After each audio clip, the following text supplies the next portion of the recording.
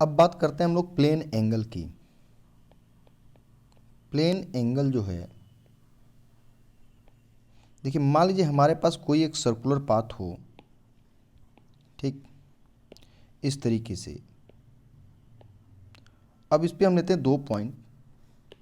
एक पॉइंट है हमारे पास ये यहाँ पे ए, ये सेंटर ऑफ द सर्कल है, और ए से चलते हुए कोई बी पे पहुँच जाए।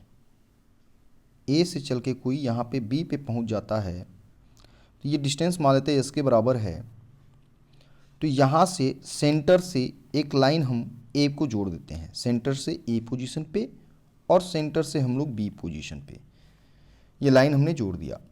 तो ये जो रोटेशन है इसका, इसको बोलते हैं प्लेन एंगल। ये थीटा होगा हमारे पास। अब प्लेन एंगल जो है वो है ratio of arc length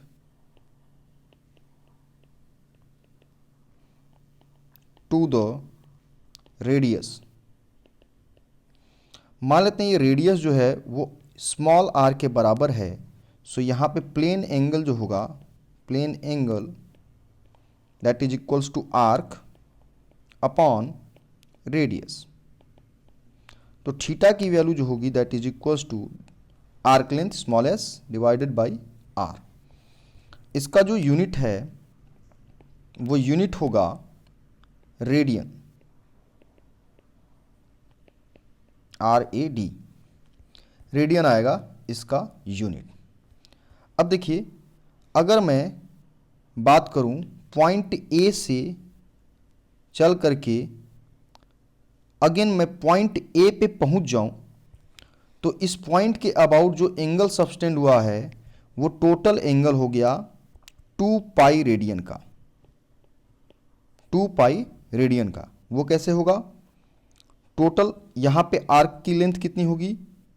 arc length जो पेरीमीटर है सर्कल का वो हो जाएगा 2 पाई आर। तो एंगल थीटा निकालेंगे तो arc length 2 pi r divided by r, ये आएगा 2 पाई रेडियन। अब देखिए हम लोग जानते हैं कि जब किसी एक सर्कल के अबाउट पूरा घूमते तो एंगल कितना बनता है? 360 डिग्री का। तो यहाँ से हम लिख सकते हैं कि जो 2 पाई रेडियन है, 2 pi radian is equals to 360 degree. देखिए डिग्री जो लिखते हैं हम लोग, जैसे 360 डिग्री ऐसे लिखें, या फिर 360 और यहाँ पे ऐसे डॉट बना दे, डिग्री हो गया ये। तो हमें 2 पाई जो है, 2 पाई रेडियन जो है वो 360 डिग्री के बराबर है। तो यहाँ से हमें मिल जाएगा पाई रेडियन जो होगा हमारा, जो पाई रेडियन आएगा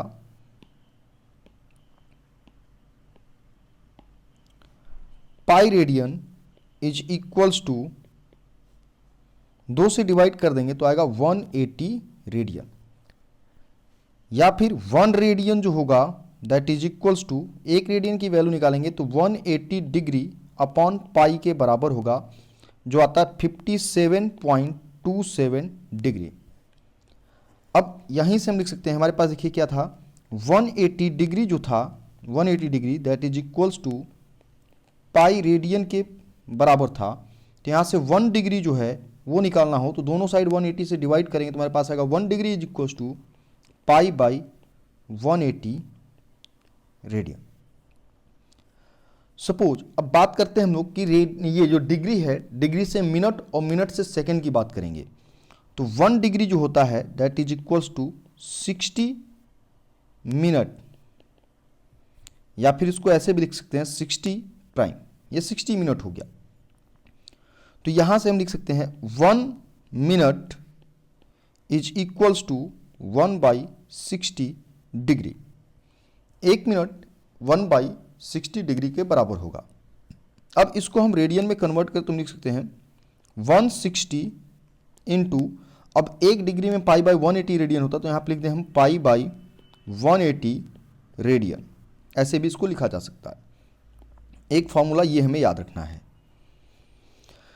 एक ये याद रखना हमें। उसके बाद 1 मिनट जो होता है that is equals to 60 seconds, 60 second double prime. Now 1 second जो होगा that is equals to 1 by 60 minute. या फिर लिख सकते हैं इसको 1/60, और 1 मिनट में 1/60 डिग्री होता है, तो लिख सकते हैं इंटू 1/60 डिग्री। तो ये हो जाएगा 1/3600 डिग्री।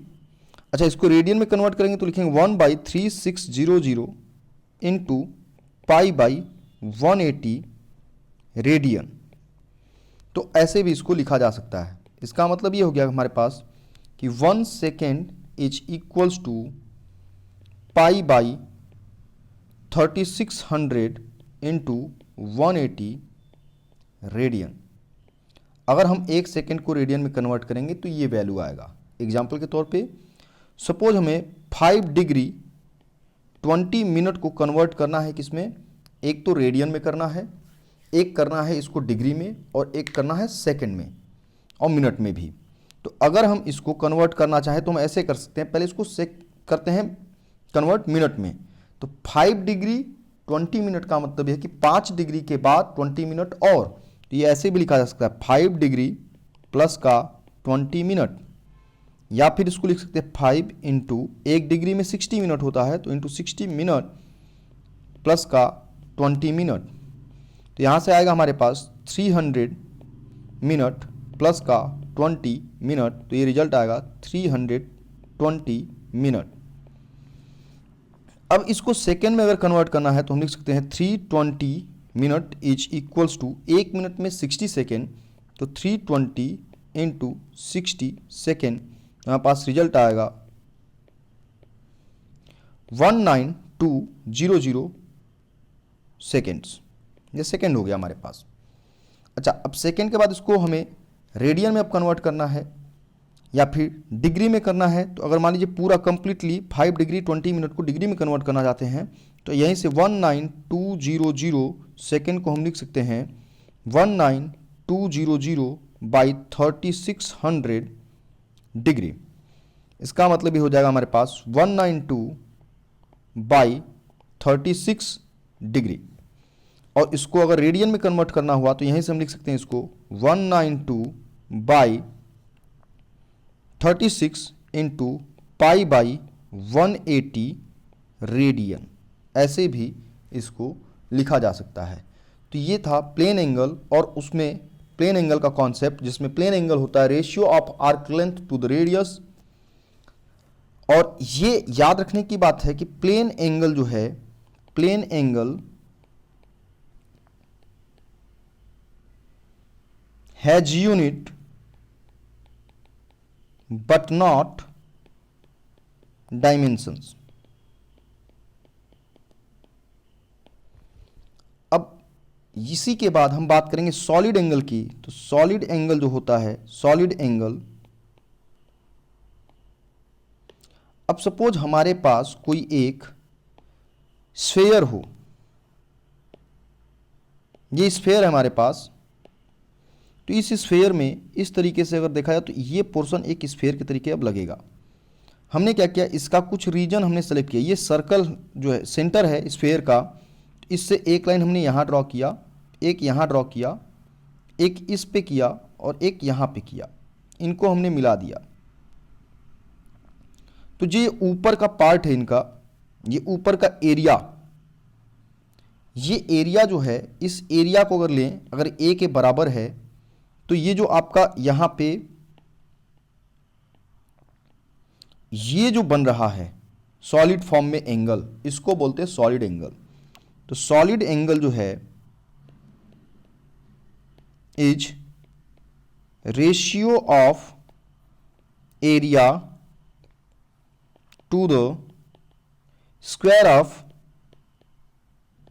रेडियस। तो सॉलिड एंगल जो है that is equals to area upon radius का स्क्वायर। तो किसी एक पॉइंट के अबाउट जो टोटल एरिया होगा, ये एक स्फेयर है तो टोटल एरिया कितना हो जाएगा, टोटल एरिया अगर मान लीजिए पूरा हम लोग निकालते हैं कि एक स्फेयर के द्वारा कितना सॉलिड एंगल सबटेंड होगा सेंटर पे, that is equals to area हो जाएगा 4πr²। तो सॉलिड एंगल जो आएगा that is equals to 4πr² by r², result आएगा 4π, और इसका यूनिट होता है स्टेरेडियन, तो ये एस आर लिख देंगे यहाँ पे। मतलब एक पॉइंट के अबाउट टोटल सॉलिड एंगल जो है वो 4 पाई का हमारे पास आएगा, 4 पाई स्टेरेडियन का।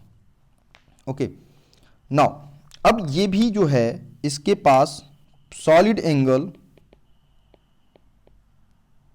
Has unit but not dimension. Solid angle and plane angle दोनों डायमेंशन लेस हैं बट इनकी यूनिट है।